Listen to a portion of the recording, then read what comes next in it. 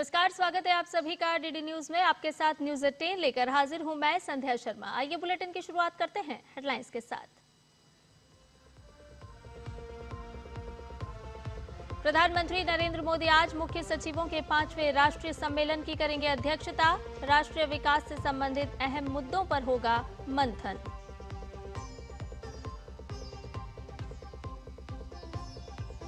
पश्चिम बंगाल में मतदाता सूची के गहन विशेष पुनरीक्षण की सुनवाई चरण आज से। करीब 32 लाख अनमैप्ड मतदाता की सुनवाई। उत्तर प्रदेश में एसआईआर की नहीं बढ़ी तारीख।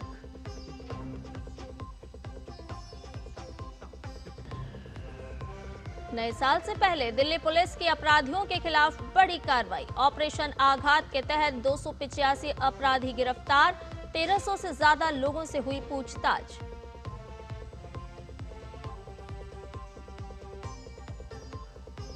बांग्लादेश में मशहूर सिंगर जेम्स के कॉन्सर्ट पर भीड़ का हमला। भीड़ ने फेंके पत्थर। 25 लोग हुए घायल। कॉन्सर्ट को करना पड़ा कैंसिल।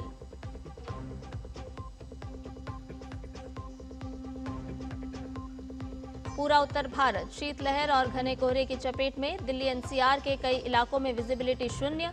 न्यूनतम और अधिकतम तापमान में गिरावट। और न्यूज 18 की शुरुआत कर रहे हैं इस वक्त की बड़ी खबर के साथ। जी हां, आपको बता दें कि दिल्ली में अपराधियों पर पुलिस का शिकंजा कसता हुआ नजर आ रहा है। जी हां, इस वक्त की बड़ी खबर अगर आपको बताएं कि अपराधियों को पकड़ने के लिए ऑपरेशन आघात दिल्ली पुलिस द्वारा चलाया गया है। अपराधियों पर पुलिस का शिकंजा। ऑपरेशन आघात के तहत 285 लोगों को गिरफ्तार किया गया। तो एक बड़ी कार्रवाई दिल्ली पुलिस की, जिसके तहत ऑपरेशन आघात चलाया गया। 504 लोगों को पुलिस ने हिरासत में लिया। 285 लोगों को गिरफ्तार किया गया है। तो एक बड़ी कार्रवाई दिल्ली पुलिस की। आरोपियों से 21 देसी कट्टे, जिंदा कारतूस और 27 चाकू भी बरामद किए गए हैं। 310 लूटे हुए मोबाइल और 231 दो पहिया वाहन भी इन अपराधियों से जब्त किए गए हैं। तो दिल्ली पुलिस की अपराधियों पर नकेल और एक बड़ी कार्रवाई, जिसमें 1300 से ज्यादा लोगों से पूछताछ दिल्ली पुलिस के द्वारा की गई। 504 लोगों को पुलिस ने हिरासत में लिया। तो दिल्ली पुलिस अपराधियों पर शिकंजा कसती हुई ऑपरेशन आघात चलाया गया, जहां आपको बता दें कि 504 लोगों को पुलिस ने हिरासत में लिया। इनके पास से 21 देसी कट्टे, जिंदा कारतूस और चाकू भी जब्त किए गए हैं। तो ऑपरेशन आघात के तहत 285 लोगों को गिरफ्तार किया गया। एक बड़ी कार्रवाई दिल्ली पुलिस की। तो साल का अंतिम समय चल रहा है, अंतिम दिन है 2025 का, और उसको लेकर के नए साल की अगवानी। और उस बीच दिल्ली पुलिस ने एक बड़ी कार्रवाई करते हुए ऑपरेशन आघात चलाया, जहां आरोपियों से 21 देसी कट्टे, जिंदा कारतूस और चाकू भी बरामद किए गए हैं। 310 लूटे हुए मोबाइल और 231 दो पहिया वाहन भी बरामद किए गए हैं। तो एक बड़ी कार्रवाई दिल्ली पुलिस की। दिल्ली में शांति व्यवस्था स्थापित करने के लिए, लोगों को सुरक्षा का माहौल प्रदान करने की कड़ी में दिल्ली पुलिस ने एक बड़ी कार्रवाई की है, ऑपरेशन आघात चलाया। और इसी कड़ी में अपराधियों पर पुलिस ने नकेल कसी है। एक बड़ा शिकंजा कसती हुई दिल्ली पुलिस। तो इस वक्त की बड़ी खबर, जहां अपराधियों को पकड़ने के लिए दिल्ली पुलिस लगातार सक्रिय है। ऑपरेशन आघात दिल्ली पुलिस द्वारा चलाया गया है। और ज्यादा अपडेट ले लेते हैं, हमारे संवाददाता दिव्यांशु मल्होत्रा हमारे साथ जुड़ गए हैं। दिव्यांशु, दिल्ली पुलिस का ऑपरेशन आघात के तहत अपराधियों पर एक बड़ी चोट, जिसके तहत बड़ी संख्या में अपराधियों को गिरफ्तार किया गया। शिकंजा कसती हुई दिल्ली पुलिस। देखिए, बिल्कुल न्यू ईयर से ठीक पहले दिल्ली पुलिस ने ऑर्गेनाइज्ड क्रिमिनल्स को एक सरप्राइज दिया है। दरअसल दिल्ली पुलिस की साउथ ईस्ट जिले की पुलिस ने ये ऑपरेशन आघात चलाया है। ऑपरेशन आघात 3.0 है। पहले 2 इस तरह के ऑपरेशन चलाए जा चुके हैं। एक बार फिर से ऑपरेशन आघात 3.0 ये चलाया गया है। आपको बताना चाहूंगा कि DCP south east doctor Hemant Tiwari ने कई टीमों का गठन किया था, क्योंकि साउथ ईस्ट जिले और ये जो पूरा बेल्ट है, यहाँ पर ऑर्गेनाइज्ड क्रिमिनल्स जो है वो लगातार अपने पैर पसार रहे थे। और यही वजह है कि इन पर शिकंजा कसना काफी जरूरी था। और यही वजह है कि डीसीपी साउथ ईस्ट ने कई टीमों का गठन किया और पिछले 24 घंटे में ये ऑपरेशन चलाया गया है। सबसे पहले जो है आपको बताना चाहूंगा कि ऑर्गेनाइज्ड जो क्रिमिनल्स हैं उनके खिलाफ इनपुट जुटाए गए और 24 घंटे में जो है दिल्ली पुलिस के सैकड़ों की संख्या में जो पुलिसकर्मी हैं वो मैदान में उतरे और इतनी बड़ी संख्या में जो अपराधी हैं उनको डिटेन किया गया, उनको हिरासत में लिया गया और उनकी गिरफ्तारियां हुई हैं। आपको बताना चाहूंगा कि करीब 285 ऐसे एक्यूज्ड हैं जिनको गिरफ्तार किया है। ये 285 क्रिमिनल्स ऐसे हैं जो कि एक्साइज एक्ट, एनडीपीएस एक्ट और गैम्बलिंग एक्ट में जो है वो गिरफ्तार किए गए हैं। इसके अलावा 504 ऐसे लोग हैं जिनके ऊपर प्रिवेंटिव एक्शन लिया गया है। आपको बताना चाहूंगा कि दिल्ली पुलिस के पास जो है कुछ ऐसे पावर्स हैं डीपी एक्ट के तहत, जिनके तहत दिल्ली पुलिस जो है वो आरोपियों को हिरासत में ले सकती है कि अगर उनको किसी प्रकार का उन पर शक होता है। तो करीब 504 लोगों को एप्रीहेंड किया गया है। 116 बैड कैरेक्टर्स को जो है वो भी अरेस्ट किया गया है। इसके अलावा जो प्रॉपर्टी ऑफेंडर्स हैं या फिर ऑटो लिफ्टर्स हैं उनकी गिरफ्तारियां हुई हैं। सबसे बड़ी बात यह है कि बड़ी संख्या में जो हथियार हैं वो बरामद हुए हैं। 21 जो हैं वो कंट्री मेड पिस्टल जो है वो बरामद हुई हैं और करीब 27 चाकू बरामद हुए हैं। और सबसे बड़ी बात यह है कि हजारों लीटर जो अवैध शराब होती है उसको जब्त किया गया है और 1306 ऐसे लोग हैं जिनको एप्रीहेंड करके पूछताछ की गई है अगर वो किसी मामले में शामिल हैं तो एक बड़ा ऑपरेशन ये चलाया गया है और उम्मीद है नए साल से ठीक पहले ये जो ऑपरेशन चलाया है इससे दिल्ली में जो ऑर्गेनाइज्ड क्राइम है उस पर काफी हद तक रोक लगेगी। जी बहुत शुक्रिया दिव्यांशु, तमाम अपडेट हमसे और हमारे दर्शकों से खास तौर पर साझा करने के लिए। हम लगातार अपने दर्शकों को बता रहे हैं कि किस तरह से दिल्ली पुलिस ने ऑपरेशन आघात चला करके दिल्ली की सुरक्षा किस तरह से सुनिश्चित की है, एक बड़ी कार्रवाई, और यह ऑपरेशन लगातार समय समय पर चलता रहता है। तो आपको बता दें कि इस वक्त एक बड़ी कार्रवाई दिल्ली पुलिस ने की, ऑपरेशन आघात चला करके। दिव्यांशु हमारे सहयोगी संवाददाता तमाम पूरी खबर पर अपडेट हमसे साझा कर रहे थे। बुलेटिन में फिलहाल एक छोटे से ब्रेक के लिए रुक रहे हैं, जल्द हाजिर होंगे।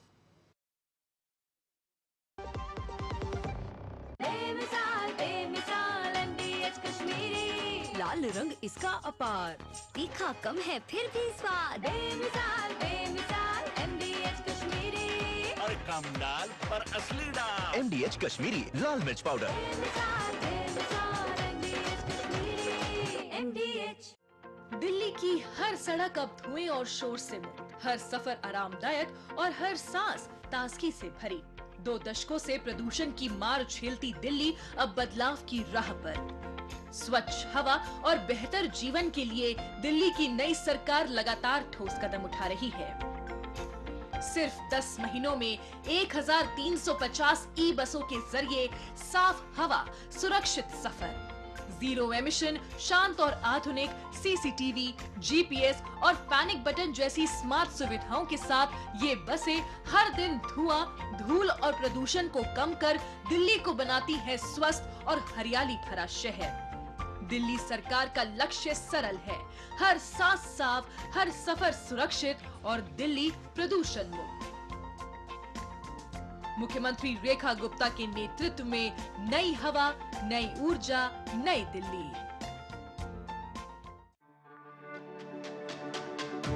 मेरी पसंद, मेरी पसंद,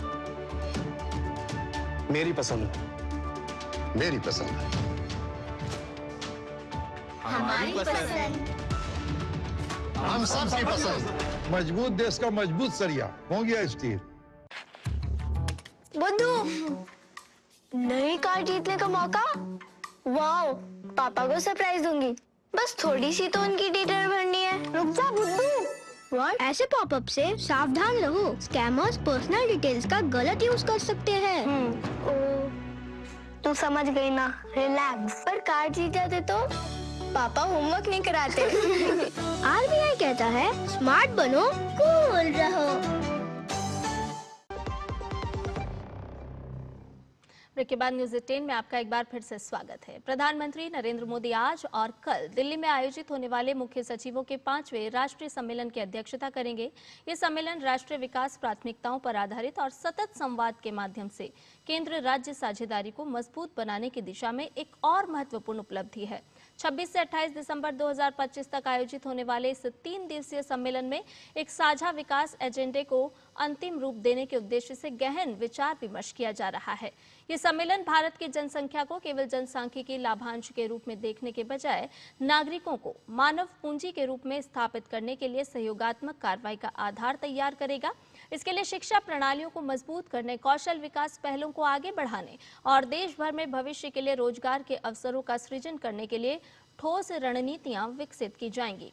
प्रधानमंत्री के सहकारी संघवाद के दृष्टिकोण पर आधारित ये सम्मेलन एक ऐसे मंच के रूप में कार्य करता है जहां केंद्र और राज्य भारत की मानव पूंजी क्षमता को अधिकतम करने और समावेशी भविष्य के लिए तैयार विकास को गति देने के लिए एक एकीकृत प्रारूप तैयार करने के लिए सहयोग करता है। राष्ट्रपति द्रौपदी मुर्मू आज से 30 दिसंबर तक गोवा, कर्नाटक और झारखंड के दौरे पर रहेंगी। राष्ट्रपति आज शाम गोवा के लिए रवाना होंगी और 28 दिसंबर को वो कर्नाटक के कारवार हार्बर से पनडुब्बी के जरिए समुद्री यात्रा करेंगी। इसके बाद 29 दिसंबर को राष्ट्रपति झारखंड के जमशेदपुर में ओलचिकी लिपि के शताब्दी समारोह में शामिल होंगी और NIT जमशेदपुर के 15वें दीक्षांत समारोह को भी संबोधित करेंगी। वहीं 30 दिसंबर को राष्ट्रपति झारखंड के गुमला में आयोजित अंतर्राज्यीय जन सांस्कृतिक समागम कार्तिक यात्रा को संबोधित करेंगी। रुक करते अगली खबर का, आपको बता दें कि पश्चिम बंगाल में आज मतदाता सूची के गहन विशेष पुनरीक्षण की सुनवाई का चरण शुरू हो रहा है। राज्य के 294 विधानसभा क्षेत्रों के 3234 टेबल पर आज सुबह 10 बजे से सुनवाई शुरू हुई। हर विधानसभा क्षेत्र में 11 टेबल पर सुनवाई की व्यवस्था की गई है। कोलकाता में सबसे ज्यादा सुनवाई केंद्र मुख्यमंत्री के चुनावी क्षेत्र भवानीपुर में है, जहां 9 केंद्रों पर सुनवाई होगी। मुख्य निर्वाचन अधिकारी कार्यालय के सूत्रों के अनुसार पहले चरण में अनमैप्ड मतदाताओं की सुनवाई होगी। ये वो मतदाता हैं जिनका नाम 2002 की मतदाता सूची में नहीं है और वो अपने माता पिता या फिर दादा दादी का नाम भी 2002 की सूची में होने का कोई प्रमाण नहीं दे पाए हैं। सीईओ कार्यालय ने आगे बताया है कि पूरे राज्य में ऐसे मतदाताओं की संख्या 31,68,424 है। 4,600 माइक्रो ऑब्जर्वर की देखरेख में होने वाली इस सुनवाई में ERO, AERO, BLO और BLO सुपरवाइजर मौजूद रहेंगे। इस प्रक्रिया में CCTV कैमरा या वेबकास्टिंग की व्यवस्था नहीं रहेगी। संबंधित मतदाता ERO, AERO और माइक्रो ऑब्जर्वर एक रजिस्टर पर हस्ताक्षर करेंगे। रजिस्टर के दस्तावेजों को सॉफ्टवेयर के माध्यम से अपलोड किया जाएगा, जिसके बाद एन्यूमरेशन फॉर्म के साथ हस्ताक्षरों का मिलान किया जाएगा। सीईओ कार्यालय के सूत्रों के अनुसार प्रशिक्षण शिविर में शामिल न होने के कारण 778 माइक्रो ऑब्जर्वर को कारण बताओ नोटिस भी जारी किया गया है और 48 घंटों के भीतर अनुपस्थिति का कारण बताने को कहा गया है। बांग्लादेश में हिंसा रुकने का नाम नहीं ले रही है। देर रात फरीदपुर में सिंगर नागर बाउल जेम्स के कॉन्सर्ट पर हमला हुआ है। कुछ बाहरी लोगों ने ईंट पत्थर से कॉन्सर्ट पर हमला किया। आपको बता दें कि लोगों ने पहले आयोजन स्थल में जबरदस्ती घुसने की कोशिश की और फिर हमला कर दिया। इसके बाद मौके पर अफरा तफरी मच गई, जिसमें 25 लोगों के घायल होने की खबर है।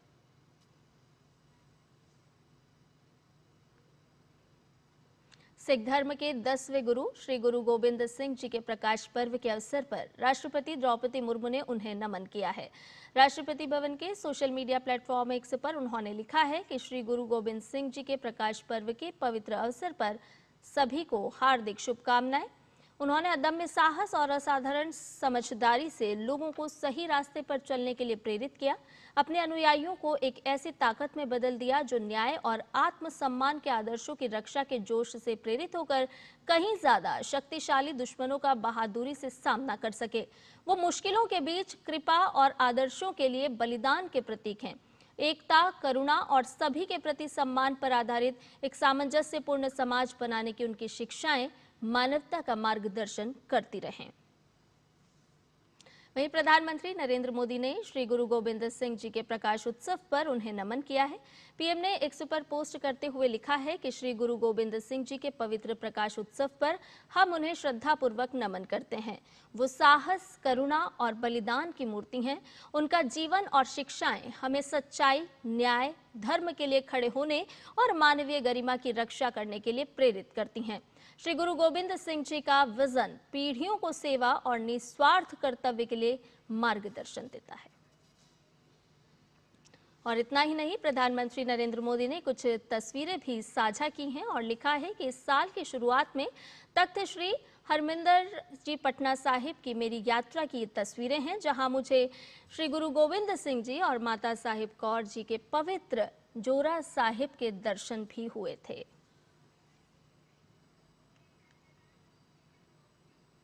भारत की सभ्यता और इतिहास को भारतीय नजरिए से जानने और समझने के लिए वरिष्ठ प्रशासनिक अधिकारी शशि रंजन कुमार की हाल ही में नई किताब प्रकाशित हुई है। The decline of the Hindu civilisation नाम की इस किताब में प्राचीन भारतीय सभ्यता की उपलब्धियों का विस्तार से जिक्र किया गया है। शशि रंजन कुमार से उनकी इस किताब के बारे में विस्तार से बातचीत की है हमारे संवाददाता निशांत सौरभ ने। काफ़ी लंबे अरसे तक भारत की सभ्यता और भारत के इतिहास को विदेशी दृष्टिकोण से जाना और समझा गया है, लेकिन इस पर्सपेक्टिव को बदलने और भारत के इतिहास को भारत के नज़रिए से जानने और समझने के मकसद से शशि रंजन कुमार लेकर आए हैं अपनी किताब the decline of the Hindu civilisation. हम आपको बता दें कि शशि रंजन कुमार एक सीनियर सिविल सर्वेंट हैं। उनसे हम जानना चाहेंगे उनकी इस किताब के बारे में। सर, आपकी ये जो नई किताब है the decline of the Hindu civilisation, ये किस संदर्भ में लिखी गई है और इसमें हिंदू सिविलाइजेशन से क्या तात्पर्य है आपका? मेरी कोशिश इस पुस्तक में यह रही है कि हमारे प्राचीन काल में और पूर्व मध्य काल में अपनी उपलब्धियों का सही आकलन कर सके। न उपलब्धियों को बढ़ा चढ़ा करके लिखा जाए और न ही उनको कमतर करके आंका जा सके। और इस क्रम में मैंने कुछ विषयों पर बात की है जी। उन विषयों में मैंने रखा है खगोल शास्त्र को या खगोल विज्ञान जिसे हम कहते हैं, गणित, सौंदर्य शास्त्र, अर्थशास्त्र, इन सब विषयों में हमारी क्या उपलब्धियां रही हैं और जो विश्व में जो दूसरी सभ्यताएं थी, जैसे कि ग्रीस और रोम की सभ्यता या फिर चीन की सभ्यता, उससे मैंने इसका एक तुलनात्मक अध्ययन भी पेश किया है जी। तो मेरी मंशा यही रही है कि हम अपने अतीत को सही जान सकें, उसकी उपलब्धियों पर गर्व कर सकें और उसकी कमियां क्या थी, उस कमियों को आगे दूर करने की कोशिश करें। सर, आपसे हम ये जानना चाहेंगे आपके नज़रिए से कि उस प्राचीन भारतीय सभ्यता के पतन के पीछे क्या वजहें रहीं जिन्हें एक समय बौद्धिक प्रतिभा और आध्यात्मिक समझ के लिए जाना जाता था। जब विदेशी आक्रांता भारत में आए और जब उन्होंने भारत पे राज करना शुरू कर दिया, तो बौद्धिक विकास के लिए जो संस्थाएं होती हैं, जिन संस्थाओं से बौद्धिक विकास होता है, और भारत में वो संस्थाएं क्या थी? वो बौद्ध विहार थे, वो मंदिर थे, वो मठ थे, और व्यक्तिगत स्तर पर राजा का दरबार होता था जहाँ पर बड़े बड़े बुद्धिजीवियों को प्रश्रय दिया जाता था, उनको प्रोत्साहन दिया जाता था। तो जब वो इंस्टीट्यूशंस खत्म हो गए, उनको नष्ट कर दिया गया, तो जाहिर है कि हमारा बौद्धिक विकास रुक गया और हमारा पतन प्रारंभ हो गया। तो हमारे पतन के पीछे हमारा गुलाम हो जाना और विदेशी आक्रांताओं से हार जाना, यही कारण मूल में रहा है। आपने बोला कि जो विदेशी आक्रमण हुए उस वजह से पतन हुआ, तो क्या ये जो सभ्यता, संस्कृति, हमारे समाज, हमारी पॉलिटिक्स का ये जो पतन, उसके लिए केवल जो एक्सटर्नल फोर्सेस या बाहरी ताकत ही जिम्मेदार थे, या कुछ जो अंदरूनी जो विभाजनकारी तत्व, आंतरिक तत्व थे, वो भी इसके पीछे एक वजह थी? देखिए, इतने लंबे अरसे तक आप गुलाम रहे, हम गुलाम रहे, और इस बीच में कई विदेशी लोग आए और हम प्रशासन करते रहे, तो कोई एक कारण तो हो नहीं सकता है, कई कारणों से ये हुआ। और मैंने फिर इस पुस्तक में विस्तृत रूप से ये चर्चा की है कि युद्ध में हारने के कारण क्या क्या रहे, तो उसमें तकनीक भी कारण रही। फिर टैक्टिक्स एक बहुत बड़ा कारण था। हमारा जो युद्ध करने का तरीका जो ऐसा था, वो उसमें कोई डिसेप्शन नहीं था। अगर आप 1191 का तराई का पहला युद्ध और 1192 का तराई का युद्ध के पढ़ें तो यह स्पष्ट हो जाता है कि 1191 के तराई के युद्ध में पृथ्वीराज ने नंबर से, संख्या बल से और वीरता से, साहस के साथ पराजित कर दिया मोहम्मद गोरी को, मोहम्मद गोरी भाग खड़ा हुआ, लेकिन जब वो दूसरी बार आया तो वो समझ गया कि आप कैसे लड़ाई लड़ते हैं, तो वो आपके सामने लड़ने ही नहीं आया।